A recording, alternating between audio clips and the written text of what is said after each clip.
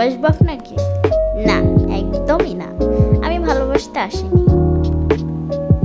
যে ভালোবাসবে সারা জীবনের মতো সে নিজের কাছে নিজেই ঠকবে, অন্যও ঠকাবে আর নিজের কাছেও ঠকে যাবে।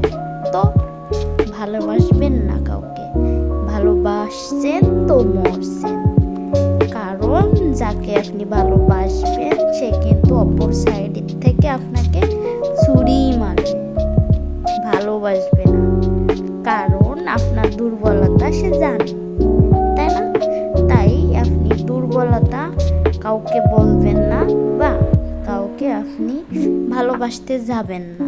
ভালোবাসাটা হচ্ছে জীবনের একটা সব থেকে বড় সমস্যা তৈরি করে, বা বলতে পারেন এক পর্যায়ে আপনার জীবনের একটা ঝুঁকি।